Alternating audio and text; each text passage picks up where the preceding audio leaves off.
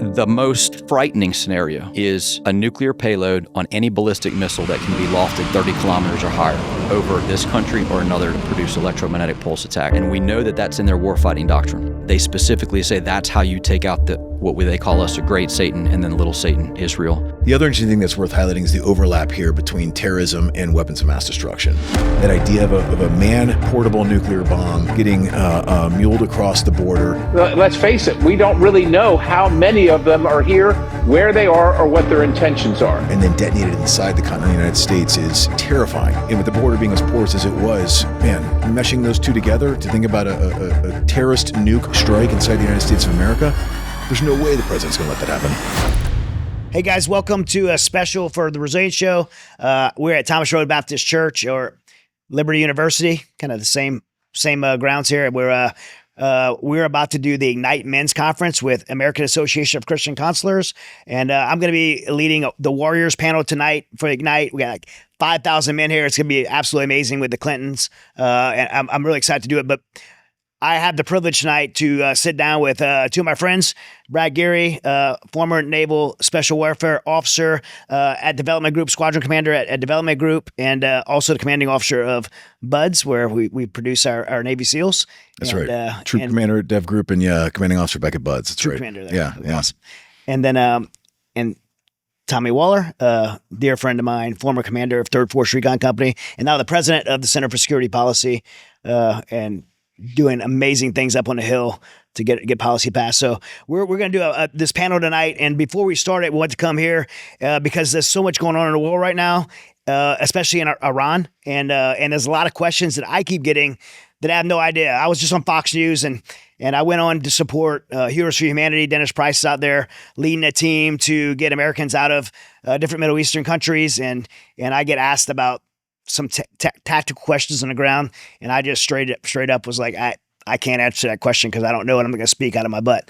And so we're not going to do that here today, but I got these guys with this incredible amount of experience of leadership and special operations units, and so we just want to talk about Iran and what's going on and see if we could just collectively have a conversation and answer some of the questions that you may have. So we just jump right into it.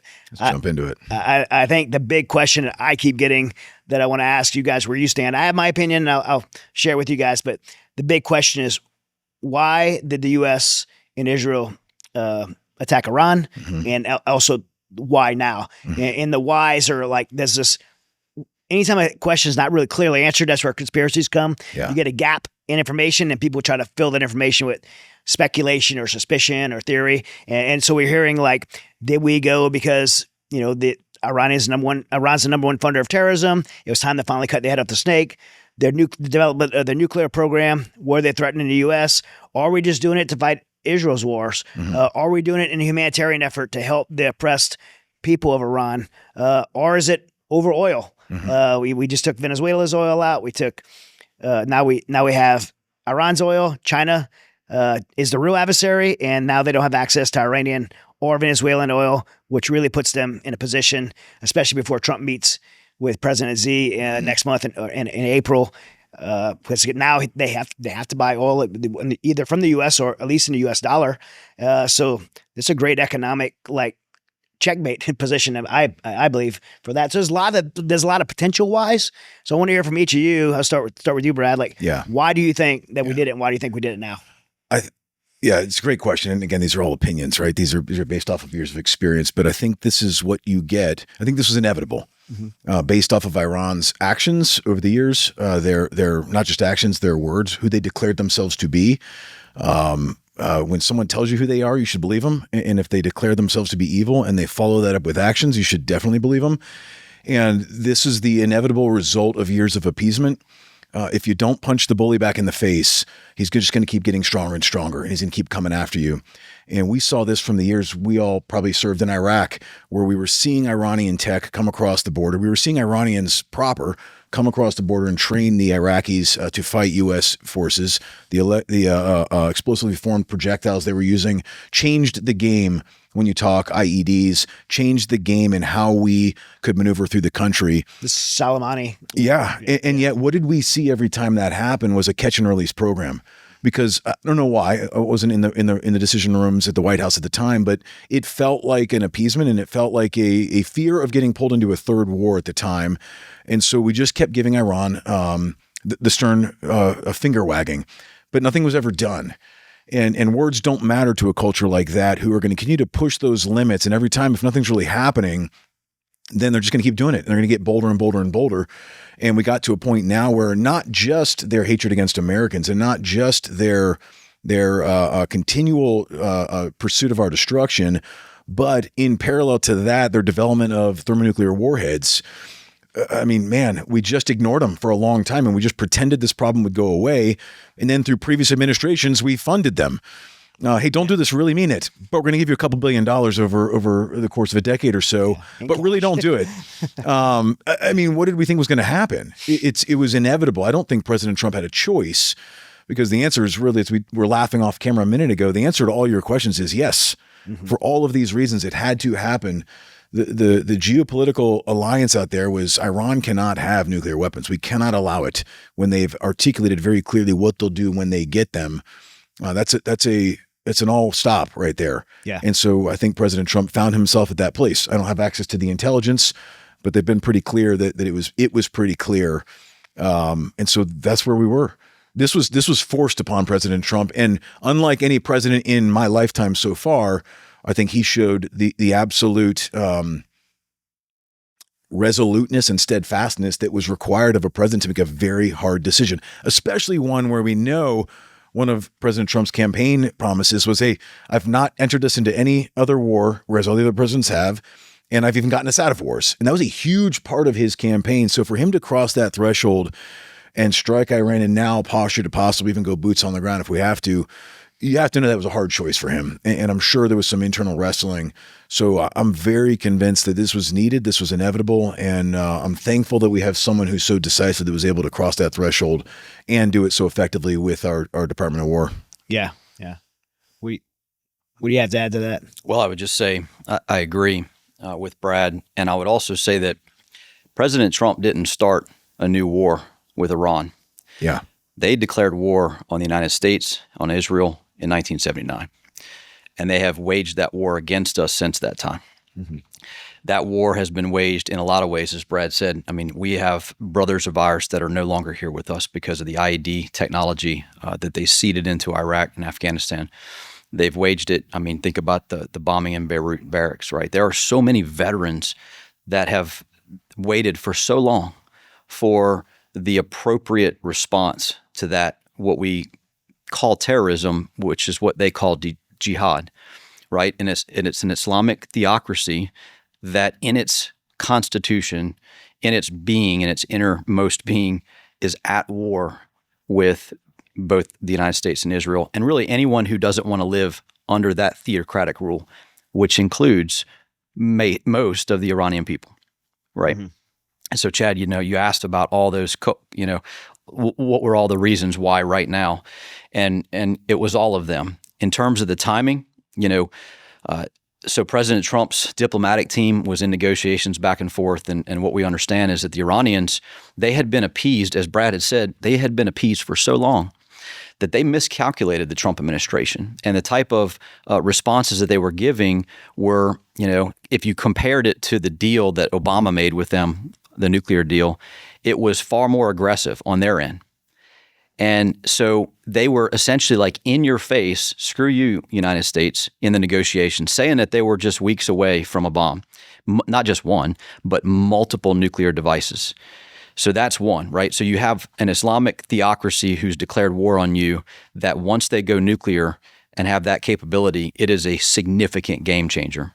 The second thing is their ballistic missile production was ramping up so much that they were going to be able to produce ballistic missiles at a rate of 100 a month, mm-hmm. where the interceptors that Israel and the other allied countries we have, our friends in the Middle East, their production of interceptors may be less than 10 a month. So there comes a point where mathematically, if you allow an adversary that's declared war on you to be able to possess what they need to kill you, and you don't take action, it's your own demise. And the third part is that those things were going to be meant to go underground. So the plans were to take not only the ability for a nuclear payload, but also the ballistic, the conventional ballistic missile systems, and have them buried deep underground where it would be extremely difficult for those to be taken out. And those ICBMs, they could put nuclear warheads on those, right?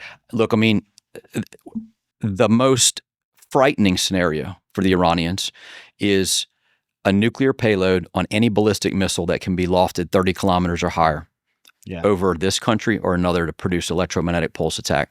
And we know that that's in their warfighting doctrine. Mm-hmm. They mention it. They specifically say that's how you take out what they call us a great Satan and then little Satan, Israel.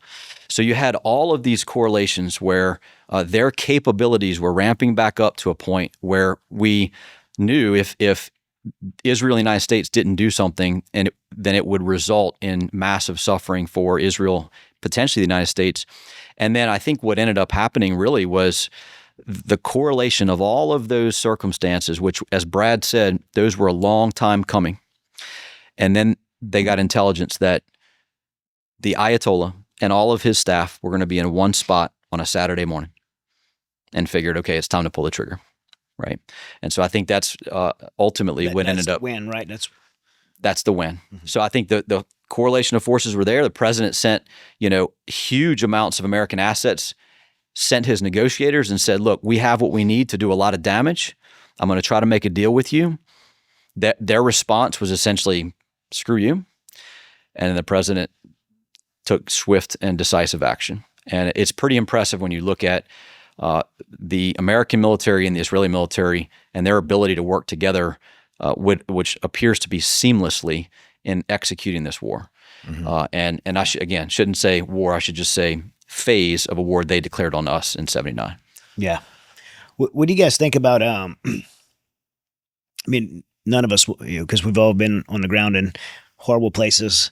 No one wants to see troops on the ground. Do you think it's necessary? You think it's necessary in the future? And the big question I keep getting, this is kind of a two-part question. Big question I keep getting is, or do we already have troops on the ground? Mm-hmm. Obviously, we have human intelligence on the ground, and whether it's with the agency or Brad, you were a commander at Tier 1 unit. Our guys there doing human intelligence, BDAs, lasing targets, like. Yeah, it's.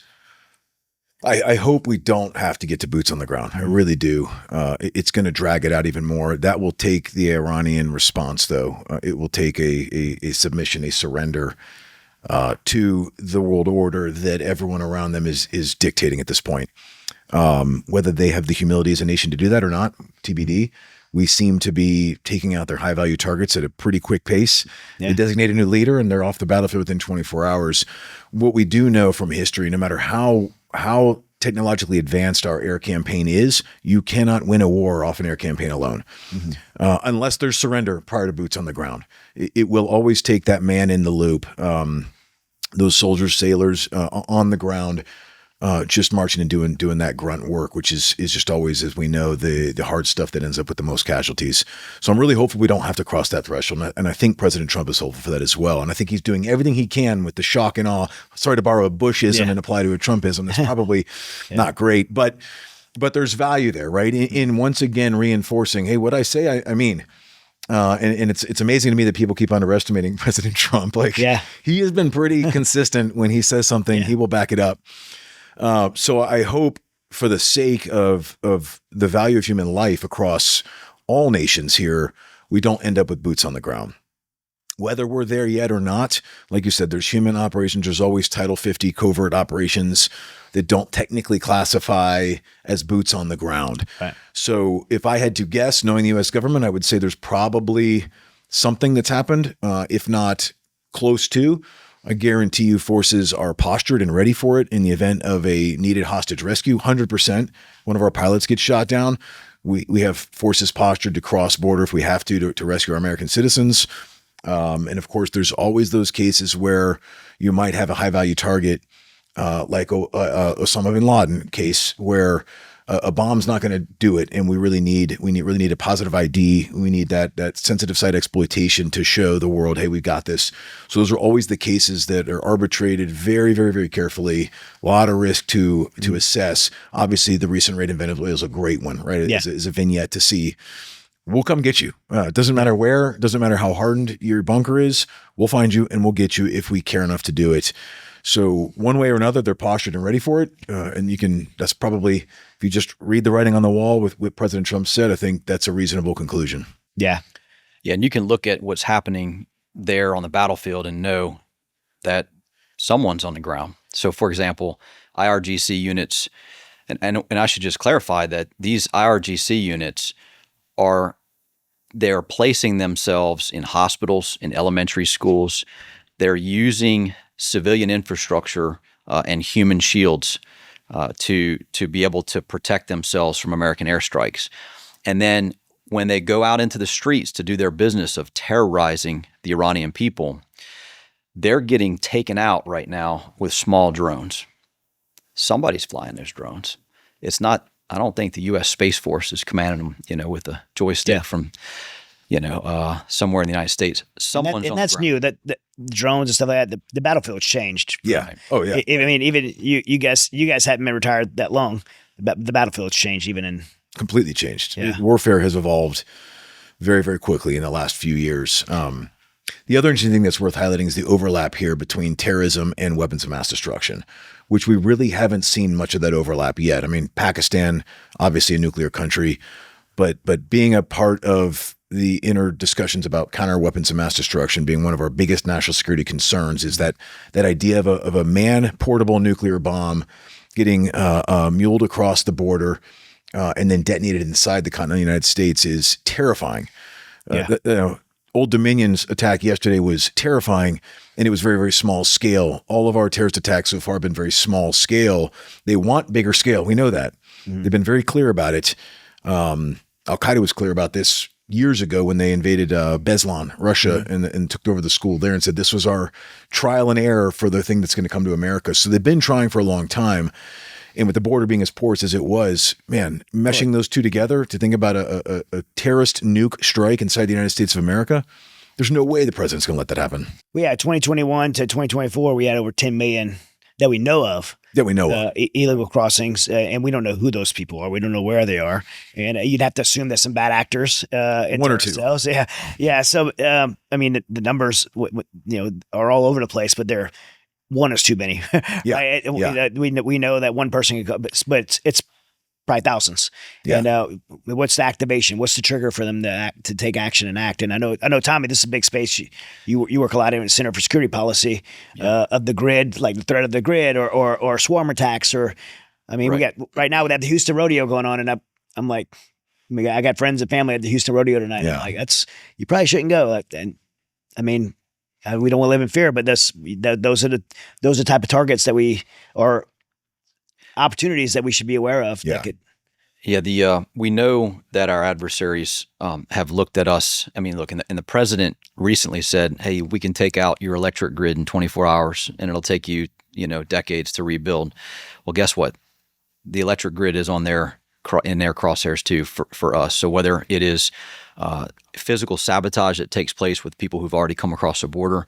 I want to go back to what Brad talked about for a second, though. He said the overlap of terrorism and nuclear capability. Mm-hmm. So it is a frightening scenario to think about, a small suitcase or whatever nuclear device being placed in a city and causing a ton of destruction in a city.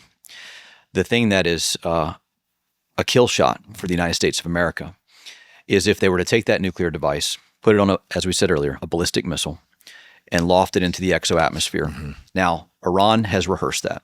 Iran has taken surface-to-air missiles and launched them off of cargo ships and freighters in the Caspian Sea and had them explode at certain altitudes, which some intelligence people say, oh, well, look, their ballistic missile, it's like the North Koreans' ballistic missile, it just exploded at 71 kilometers. Hey, guess what? If that were a nuclear payload, it would put a perfect EMP field lay down on a certain target. It's in their doctrine. We know it hasn't been declassified yet, but our nonprofit paid to get a source with a document out of Iran and into Washington to translate one of their doctrinal manuals. It mentioned electromagnetic pulse more than 20 times. And so we know it's part of their warfighting doctrine. We also know that there is a possibility that they may, if they had not yet possessed a nuclear payload, they were found to have multiple designs for nuclear payloads to fit inside of conventional ballistic missiles. So the Shahab-3 is a surface-to-air missile. It's a conventional missile. The Iranians were designing nuclear payloads to fit inside the reentry vehicle of that conventional ballistic missile. Why? Because when you put that in a conventional missile, you're concealing its true capability. And that's a type of missile that could easily loft to 30 kilometers or higher and produce that EMP effect. And so these are all reasons why the overlap of a jihadist theocracy conducting terrorism as the largest state sponsor in the world, then getting nuclear capability and understanding our Achilles heel becomes absolutely no-go territory for us to allow that to happen, which is why I'm very proud that the president took action. Yeah. I want to circle back to this with the states, but also while we sit here, I don't know the updates. I don't want to get it wrong, but we're told that MU is staging 5,000 Marines and sailors. I don't know exactly where, but you've been on a MU before. What's that? Yeah, so a Marine Expeditionary unit it's phenomenal capability for the United States of America. And you have multiple naval vessels, with Marines on board. You have an infantry battalion that's reinforced with a lot of other capabilities, artillery, a lot of aviation capabilities. And Brad earlier mentioned that we would want to make sure that we had our forces positioned to be able to help if we had, for example, a down pilot. Right? Or let's say we needed embassies reinforced or non-combatant evacuation operations. Those are the special missions that MUs they're built for, and they're phenomenal at executing. And so if it were, me thinking about why is a MU in that area, it's to be ready to do those types of missions, as opposed to maybe what the headlines might be saying, like, oh, they're about to put 5,000 Marines boots on the ground. Look, there are boots on we need to reframe this for a second. There are many, many boots on the ground in Iran right now. Iranian people who've been oppressed for decades. What we're hearing from the folks so we've got an incredible team at the Center for Security Policy that are in touch with people in Iran constantly. And what we're hearing is, like, when the bombing lulls for just a little while, they're yelling in the streets like, come on, we want more.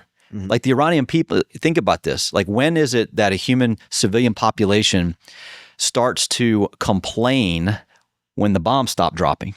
Well, they're acting as Florida observers too. They're out under the bridge, right? Like under this bridge. So hit them right here. I think that's what we need to remember is FOs everywhere. That's right. Those are boots on the ground, right? So the main focus should be that the boots on the ground are the Iranian people reclaiming the territory that they had before an Islamic theocracy took it over in 1979, and it's our job to help them. That's how we look at it. That's how we frame it. That makes a lot of sense. Yeah, yeah. Like the way you frame that.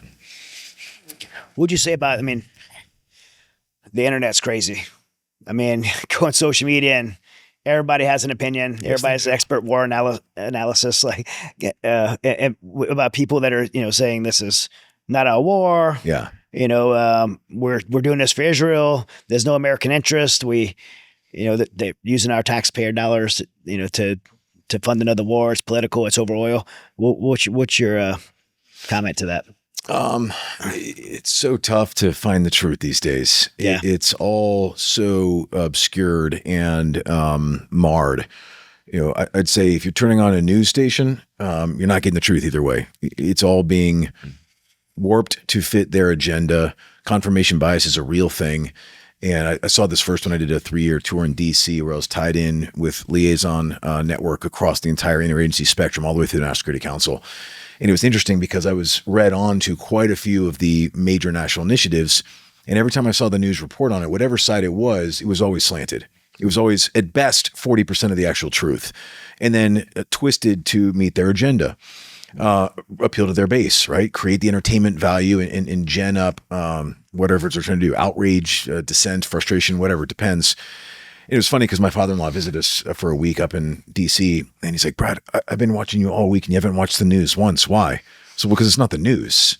You're getting a story You're not getting the news. With social media now, it's even more difficult. So to those out there that are looking, be careful. Don't just follow the clickbait. The algorithms are designed to market to what you like already. So confirmation bias is a real thing, and it'll take you down this path of like undeniable evidence that that there's a massive conspiracy here. Probably not. Yeah. But it's out there. And I think that if you look at it objective, you take a bigger, not myopic, but a macro view of history, it's really hard to deny that this was coming. This was inevitable, and this was needed. It's never as simple as a single variable, right? Yeah. Oh, we're doing it for the oil. No, we're not. That's way too simplistic. That's not how geopolitics work.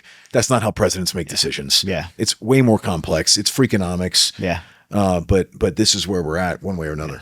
I mean, if the oil becomes consequential, like win for us, then that's great. Sure. But people argued that for Iraq the whole time. We're just there for the oil. I don't think we took one drop of oil. I never saw the gas prices go down in the United States. No. We didn't take their treasure. We didn't take their national treasure. Yeah, we're not a conquering nation. Right. Yeah. That's right. We haven't done that. We show that every single time. A lot of successes, a lot of failures out there. Certainly not endorsing every single conflict we've entered, but America always tries to maintain that moral high ground as much as we can when we enter conflict. We always try to go by the just war theory. We have principles and values, and to quote Reagan, we try to be that light on a hill that's just that shining beacon. We mess it up because we're run by humans who are really messy, but we try. Yeah, we go back and rebuild too. I mean, we spend our national treasure there, right? We bled ourselves dry in many ways through American blood and our own treasure to do it as well. Yeah. And I just on the social media side would echo Brad's caution about just, when you just know that there's often a reason why you're seeing what you're seeing, and there's an effort to divide Americans, to divide America with its allies, right? And the platforms can be affected through foreign adversary actions of bots, so that when, you could see social media influencers make a statement about something that, for example, maybe shines some negative light on the relationship between the country of Israel and America. And then all of a sudden they get a dramatic increase in the response to that post. That may not be on accident. In fact, in many cases, it's not on accident. It's because there's foreign bot networks that are doubling down. So then that influencer, they're like, well, my audience must like that. I'm getting paid better. And so even if they're not like purposely putting out, they can double down on it. They double down. And so it's just real important to know that, the United States of America and Israel both represent, and I'm not talking about, all the time, obviously both countries, each one of us have our swamp, right? Americans are so frustrated with the swamp in the United States. Israel's swamp is just as deep, right? We have our problems. As Brad said, these nations are run by human beings. But nowhere else in the Middle East is there the ability for freedom to flourish like there is in Israel compared to every other country around them. Same thing in the United States. And so it's the foundation of Western civilization that both of these nations are looking to defend, and they're being attacked by adversaries both locally in the Middle East that are jihadist in nature and want to tear down and dismantle Western civilization and replace it with a Sharia adherent theocracy, or it's foreign adversaries like China that wants to replace it with communism, or just Vladimir Putin with Russian imperialism. And all of those foreign adversaries, they want to weaken and divide the two countries that are showing the world what it means to be free when they're surrounded by tyranny.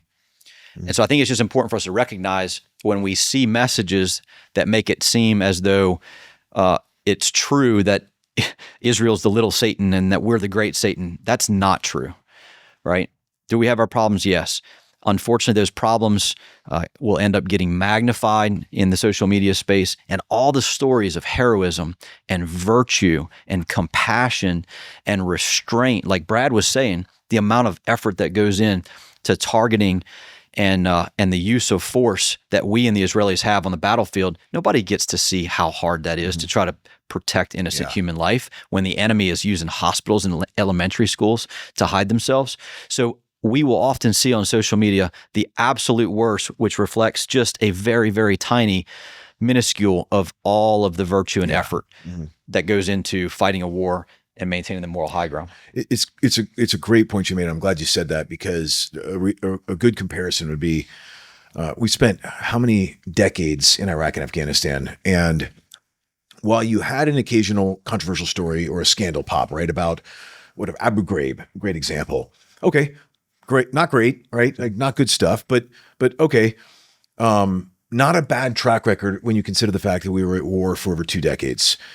In contrast, when the Russian conflict with Ukraine started a couple of years ago, it took all of 1 week to discover mass graves and like insane war crimes, like undeniable evidence of absolutely just we're coming and we're massacring men, women, and kids, doesn't matter, and we're burying them with bulldozers. 1 week it took them. So it's a great juxtaposition to show the amount of restraint, virtue, and morality that America and Israel bring to the battlefield. Whether you like it or not, whether you like us or not, the track record is undeniable compared to these other nations and the way they're willing to wage war in the 21st century versus how we do it. It's really a compelling comparison to make. Well, and it comes down to the fact that we're trying to defend. So the foundation of Western civilization is a respect for human life that is given to us by a loving God, right? And many of us believe he gave us his only son to die on a cross for us. Maybe most of the Israelis don't have, they're still waiting for their Messiah. Many of us, we already had our Messiah come. And but regardless, that loving Father, God the Father, loves humanity so much, and human life is absolutely priceless. On the other side, you know, the doctrine that the Iranians fight for is altogether different. And so the doctrine that this is why they slaughter their own people. This is the call for jihad. And that's Sharia, right? Which we can get into if you want. Because once you understand the doctrine of the adversary and you can understand why they fight, it's much easier to figure out how to defend yourself and to defeat them. And unfortunately, the losses that we've suffered strategically after, as Brad said, more than 2 decades in the Middle East and Afghanistan and Iraq, we don't have a whole lot to show for it. And that's because the U.S. government willfully ignored the doctrine of that adversary. We learn the doctrine, then we have a much better chance of defending against it. Brad,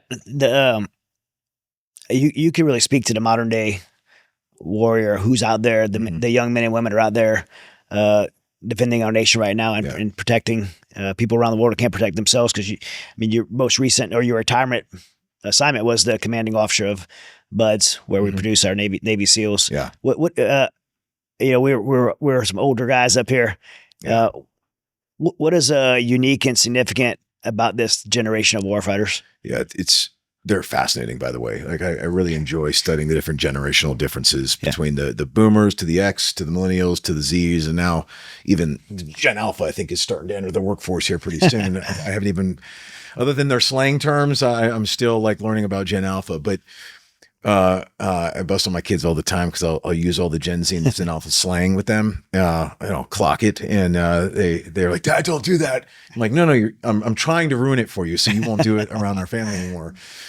But they're very interesting, Gen Z, and I think I will say that when I was at BUDS, raising these young men up to be warfighters and young women, some of them, I kept walking away saying, America is still producing patriots. And they're still signing up to do incredibly hard things on behalf of our nation and the cause for freedom. That was inspiring to me so often. Just from one day, my command master chief and I were hearing this noise out at one of our training sites. We walked around the corner and the whole class was standing there singing the national anthem as they lowered the flag in evening colors. And of course, you can imagine it wasn't the most pleasant sound as far as their harmony was off a little bit. Yeah. These dudes weren't built for singing, but the spirit behind it was incredible. And I looked around, I grabbed our instructors, like, "Yo, when did they start doing this?" They're like, "Oh, it's been a tradition." Well, do we make them do it? Is that in our curriculum? Is this mandated? Like, absolutely not. Students started doing it at some point. It just got passed down class to class, and they've been doing it at this one training site every single night. Like, that's incredible, man. And so those kind of things inspired me. I saw this the Gen Zers, the ones that what's interesting is on the bell curve. I think if you compare Gen X, my generation, to Gen Z, in the bell curve, we had probably more inside the average that had higher grit, I think, because we were raised by the boomers, and it was just, hey, shut up and do what I say. And so that produced a lot of grit in us, in our generation. With Gen Z, what I saw is that the best of Gen Z is way better than the best of Gen X. They're insane. Like, the level of resilience, grit, fortitude, stamina, like they blow us out of the water. I told a story once of this young candidate who made it all the way up to Hell Week and got rolled because of a COVID policy, makes it all the way up to Hell Week the second time, gets rolled back to the beginning because of COVID policy, has to do it 3 times. And the dude does it again, gets through Hell Week and graduates our program down the road. I'd never heard of anything like that. That's an insane amount of just fortitude and grit. But then equally, the worst of Gen Z is really, really the worst of what I saw to Gen X as well. So there's almost this really interesting divide that I noticed where they've become very polarized. And it's very fun to make fun of the next generation. I think it's intellectually lazy, but it is fun. We all do it to each other. Yeah.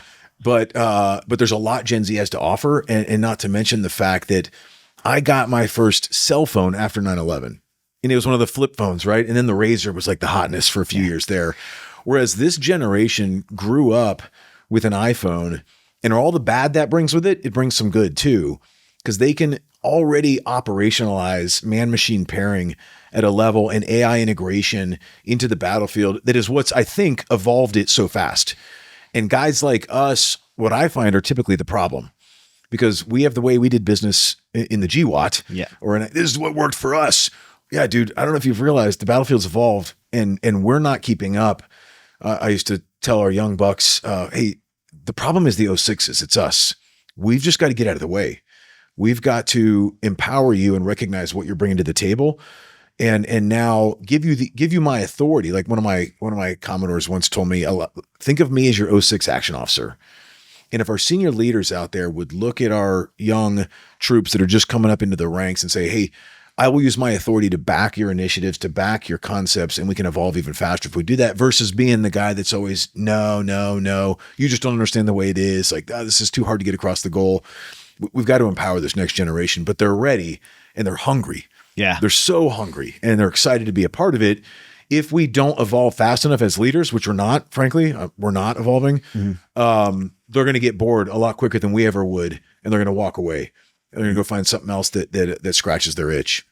Yeah. I just think, like, see that technology in the battlefield has changed with drones and this tech, like this, just something that we could try to learn all we want, but if we didn't grow up with that, we're behind the power curve. aptitude, we can our never generation, learn. Yeah, we can't catch up. No, a few of us can. Like, there's the Elon Musks out there. Yeah, the rest of us are like, I can't keep up with the conversation. So I'll go use ChatGPT to help me figure out what that guy said later. Yeah, exactly. Whereas this generation is just, it's their language. They're speaking it. Yeah, so that's who's out there right now. I mean, and that's who's representing us. I think sometimes we forget that the average service member is, out there, it's under 25 years old. Oh yeah. Yeah, it's I'm walking to the airport to come here, and I notice that everybody that looks like a veteran is limping a little bit like I'm limping, Yeah. And I'm like, yeah, but I think our purpose is to make sure that we're reinforcing why they should be fighting for freedom. Yeah. So they will have all of this ability to do the what in the fighting. We just got to make sure that they don't lose sight of the why. Yeah. Yeah. Yeah. That's where our generation can help. Mm-hmm. Absolutely. What do you say about Tommy? The leaders of the European nations seem to be split on supporting the United States' decisiveness in this. So why is that? Well, I mean, the continent of Europe has been subverted faster than our continent so far. Mm-hmm. And when I say subverted, I mean you had half of that continent under Soviet control for a long time, and it fortunately threw off the tyranny of the Soviet Union. And so there are of course many that remember communism that I think, think about countries like Poland and those that I think are going to be rightly ordered in their perspective of the world and the threats that we're talking about now. But you have a lot of other portions of Europe that through deliberate mass migration and the embrace of full-on socialist policies and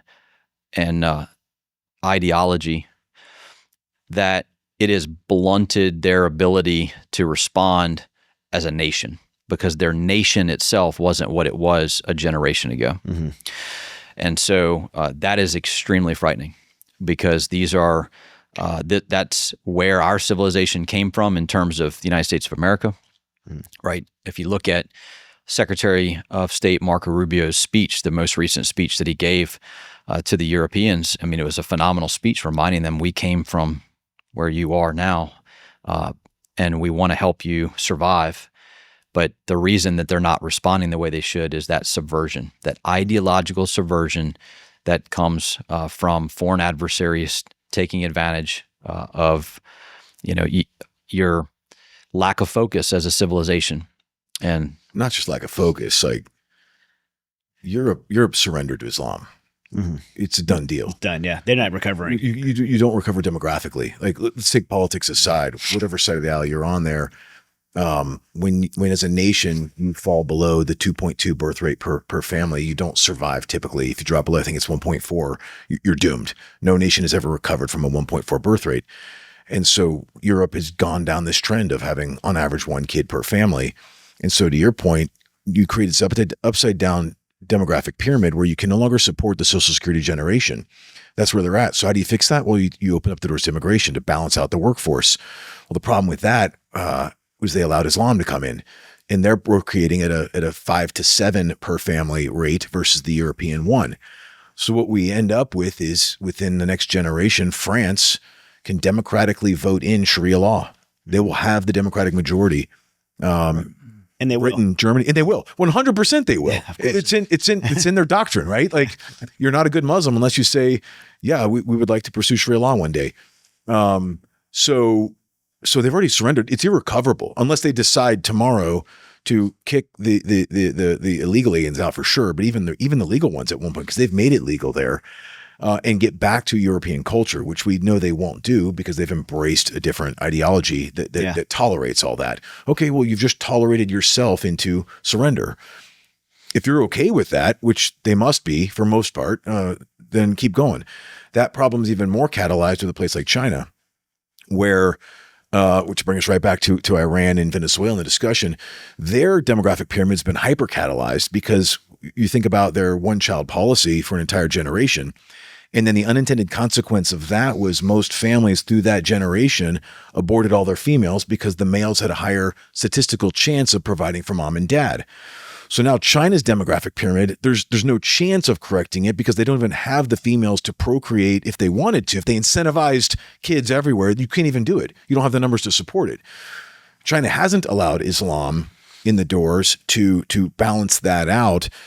So what do we know is, well, it's inevitable at this point, unless China does something different, they're doomed to cease to exist.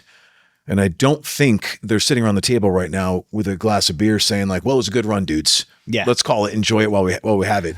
No, they have a 100-year plan. They're very strategic. And this is really simple math to work out on a whiteboard. And so I guarantee you they have a no later than date where they're looking at, we have to do something as a society if we want to survive, which we know they do. Mm-hmm. And the only really two options I can think of are clones or test tube babies, which they're probably doing in some secret lab somewhere.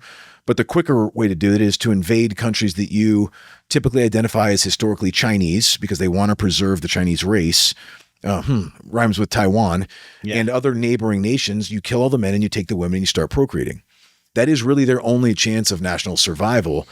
And then you add the complexities of oil and economy and economics with Venezuela, with Iran, even Saudi Arabia. We're trying to get some of their oil, and now Iran's bombed some of Saudi's oil fields. Like, all of this is backing China into another corner. Demographically, they're already there. Now we're adding economics to that as well. That's a pressure cooker. I don't know what's going to go off, but they have a decision to make. I would offer the decision's already been made. The question is timing. Yeah. And really, because they have no choice. They've made the decision. We just don't know when it'll be. And then what are the other variables and factors that we're now adding to this that could be unintended consequences that pressurize that decision to happen sooner? That's what's scary to think about. I think conflict in the Indo-Pacific is inevitable. The only question is when and how involved does the U.S. get? Yeah. So I would agree with that on the physical level. And so I think that's where the faith comes in on the spiritual side. Oh, yeah. Think about like God's sovereign. Right. Yeah. Cause like Brad's report just now is very similar to like, in Numbers where the 12 spies, the original force recon team goes to the promised land and they scattered out and they're like, these guys are giants, and it's like, there's no way. And there was no way that the Israelites could have conquered those that inhabited the promised land at the time.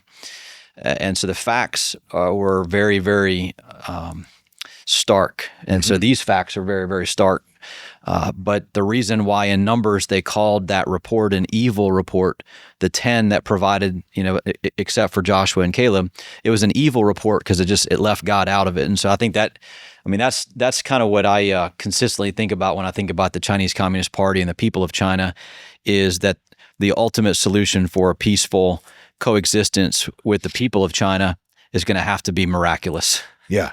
Because, It will be. And we know that God's moving, right? The underground church in China is growing massively, and in the Middle East as well. So it's exciting to see God working amidst all of mankind's just mess. Like we're just such a hot mess. Totally. And God's moving, and his presence is evident. There's a revival in the military. I'm seeing it in the SEAL teams. Yeah. We're seeing it across the nation. Conferences like this, like Ignite. I mean, there's an awakening going on. You guys were there when I spoke at Marines 250, and of all the things I said, the biggest response I got was when I professed the name of Jesus. Yes, that was awesome. Those Marines yelled fired up louder when you said Jesus Christ. Yeah.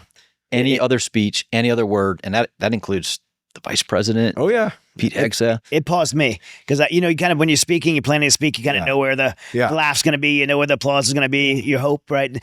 But I didn't expect that, so it like made me stop. It was awesome being in the crowd, hearing that response. It was electric. Yeah, it was electric, man.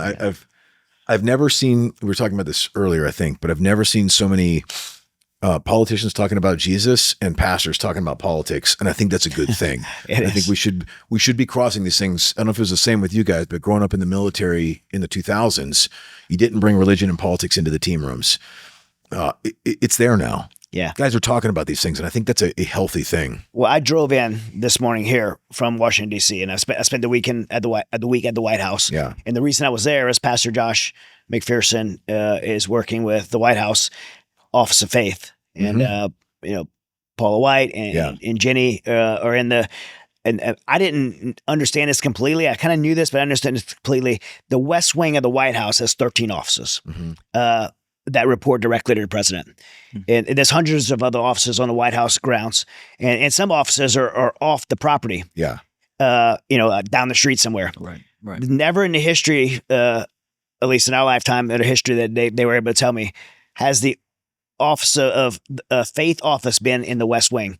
And when President Bush had the Office of Faith initiative, that was down the street, not even on the White House grounds. And he was the last one that was closest to this.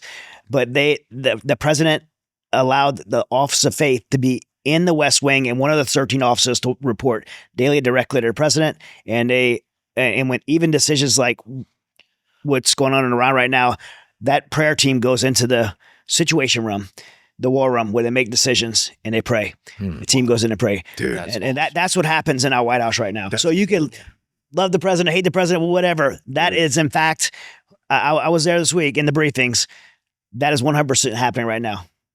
Praise God. That's amazing. Incredible. Yeah. That's insane. Yeah. Yeah. I mean, it's never hard for us to wrap our heads around that with all the different presidents we've all grown up with and serving under the office of the commander in chief. To hear those kinds of things, it's so inspiring. What do you think is, I mean, I don't know how many departments of government there are. Hundreds. A lot. Too many. But to the top 13, like the president says, here's the 13 I'm going to pick. I don't know what the 13 are, but for one of them to be like, we're going to have the Office of Faith right here next door to me. Next door to the office. That's awesome. I had no idea. I mean, so we go to, the executive office building and we're trying to meet with the people in the National Security Council or something. and they are way further away than Yeah. the faith office. Which is, it's, I wish everyone knew, but it's also it's kind of telling that they're not making a big show Yeah. about it. Yeah, just It not for show. it speaks this authenticity, Right. that it's not just for show. Yeah, absolutely. Yeah. That's awesome. I was really encouraged this week. I mean, those guys, we had 170 pastors that came from around the country there this week. And they're doing it. I think they're doing it monthly, trying to get the White House connected with pastors. I saw a picture from earlier today where some of those pastors were encircling the president in the Oval Office with their hands on him, praying for him. Yeah. Like, that's incredible. Yeah. I mean, for him to even submit himself to that is pretty next level. It is. I've never heard of that. Yeah, I mean, intercessory prayer too. I mean, you've experienced. I mean, with Intercessors for America. I got off the camera. I got to share this story with you one day about Intercessory for America praying for me and Dennis Price. And yeah, I mean, we should, like, for whoever's watching this needs to know Intercessors for America. Yeah, you could summarize. I couldn't summarize. That story's too deep to me to summarize, so you could probably summarize it. Yeah, I'll send do it. Okay. Yeah, so Chad calls. Afghanistan's collapsing. Mm-hmm. There's a lot of our people that need to get out, and hey, can I take one of your Marines with me? He's commander of Third Force. I'm at Third Force. Yeah, gosh, and you're already out now. And he Dennis was not in a drilling status, so technically he wasn't on duty, right? Who am I to say no? Yeah. And so I said yes, and I immediately call Intercessors for America and say, look, I need you guys praying. And I laid out kind of what you share with me about the situation. And they started to really, I mean, they have thousands of people who pray simultaneously. If you ever go on to their little podcast, it's live, and so in this case, I would go on behalf of Chad, because he's obviously doing the real courageous. Dennis and I are in Tajikistan swimming across the Panjshir into Afghanistan every night. Right. He's doing the manly stuff. And so I'm like, all right, the least I can do is at least work. And so you got all these prayer warriors, and it's amazing because, we're telling the story, and then they will open up it's like a conference call. So you got all these people in a conference call, and they're like, okay, we're going to ask everybody to pray. And then they unmute it. And then for a second, you just recognize the incredible power of God to hear thousands of people's prayers at one time. Yeah. Every single time I can't hold it together completely when I'm on the line, like, for doing that. And so I'll tell the story, since it's probably easier for me to tell it than for you to tell it. But, the flight over.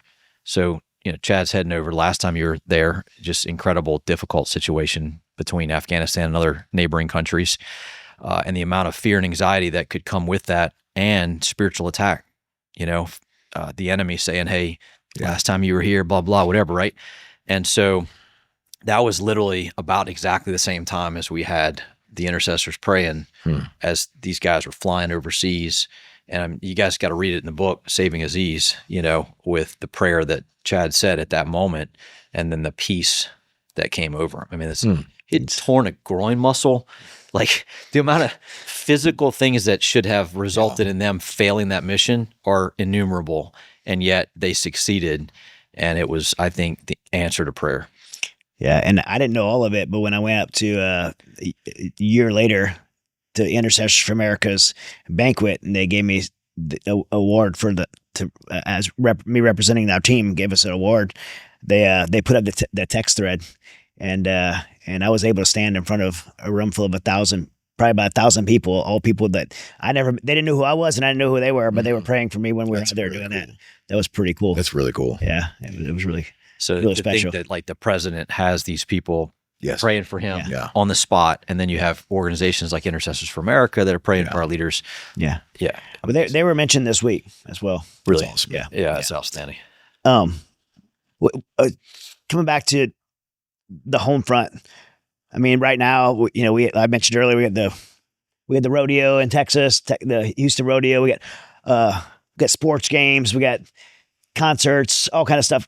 Men's event going on tonight. Thousands of people here. Like, they're bad actors around the country. Like, with this going on in Iran, and I mean, what's the concern about sleeper cells being activated. We've already seen a series of attacks. We don't know if these are inspired, like just people that are inspired jihadists or lone wolves, or what's the concern? Brad, I might let you go first, Okay. and then I'm gonna follow it up with their words. Yeah. Okay. We talk about this all the time in our family. And first off, don't live in fear. Back to, hey man, Scripture tells us, don't fear man. They can destroy the body. So we are blessed in that realm, right? God is sovereign. He's got this. So we don't live in fear, but we make prudent decisions as a family. And we try to avoid what are typically looked at as ripe targets. That said, I don't want to live in a cave either yet. I don't think we need to. So we got to enjoy life. I'm here at this event tonight. Like, this could be a righteous target for a sleeper cell out there. Okay, I'm still here because I'm trusting God and we're acting. Now, that said, you have to understand the enemy. You have to understand how they work. It's a lot of fear-based terror they're trying to create. So keep your eyes open. This happened at Old Dominion. We mentioned that yesterday. That was thwarted because a young man took action. And he, metaphorically speaking, approached the bully and punched him back in the face, much more significantly, for sure. And that's what these things will take.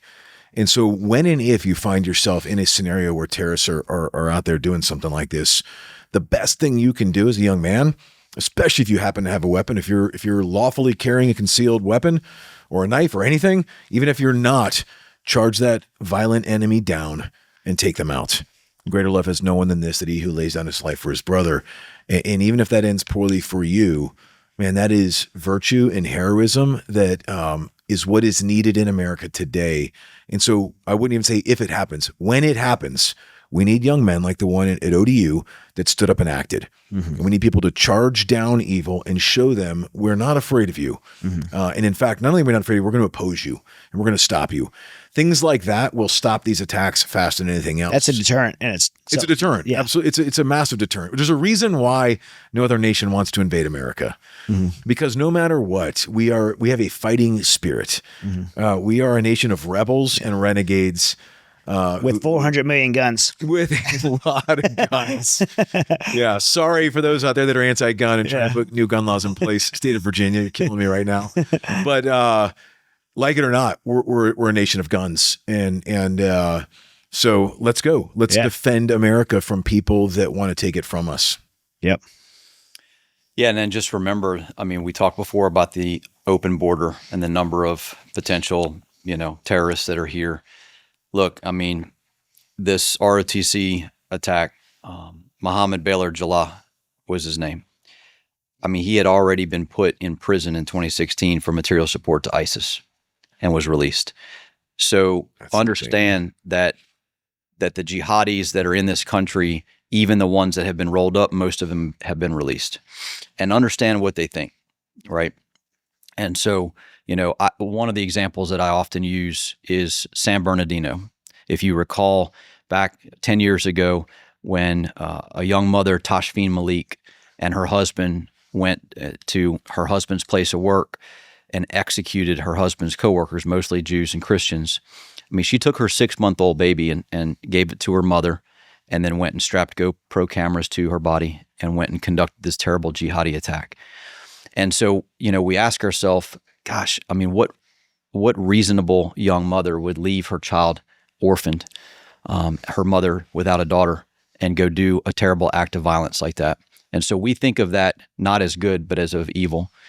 And so I think it's important for us to know that the doctrine that's being followed by these jihadis that are carrying out these attacks, when you read it, right, in the very first chapter, this is the most authoritative book on Sharia in the world. It says, the good is not what reason considers good, nor the bad what reason considers bad. The measure of good and bad, according to this school of thought, is the sacred law, not reason. And so, as Brad said, we need to be ready to physically fight to defend innocent life here in this country. And we need to be courageous enough to pair that physical defense of our fellow countrymen with a very healthy study of why the adversary wants to do what they want to do to innocent lives in America.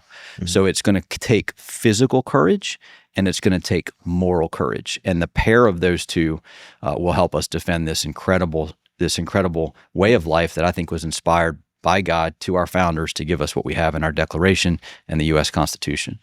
And by the way, of those two things, moral courage is way more difficult than physical courage. Yeah. 100%. Yeah. Yeah. We need courage across this nation. Yeah.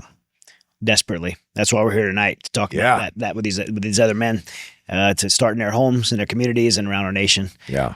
I want to close with this and kind of that, because everything we talked about, some people could listen to it and actually walk away scared. Mm-hmm. And the three of us, we're all men of God. We're all believers.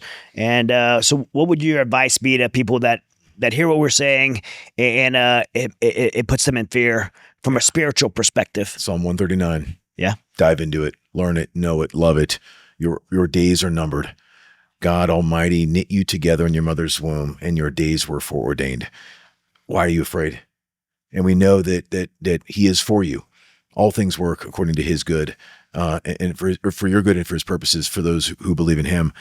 There's nothing to be afraid of. Yeah. This is all planned.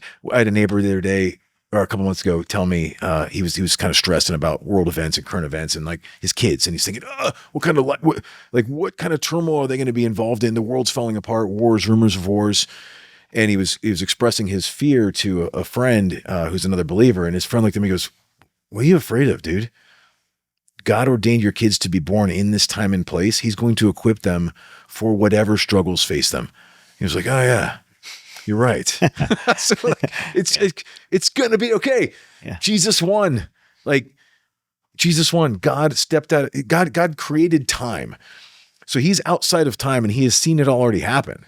He's already seen it, and He's told us, like, "Hey guys, I won. By the way, I rigged the game. Right? It's over, and I won. I'm just asking you to trust in me and in my promise that I'm telling you it's over and it's going to be good." That's it. I have to just double down on what That's Brad it. said. That's it. That's it. Mean, just the Word of God, and brotherhood, right? Yes. So that man you just spoke about was talking to his friend. He was talking to another brother, and got that wisdom from his brother. But just, God can speak to us. So if we're fearful, figure out a way to hear from God. It's like radio waves. There's music all around us right now that we cannot hear. But as soon as we turn a radio on and we tune the station, we will hear it. Yeah.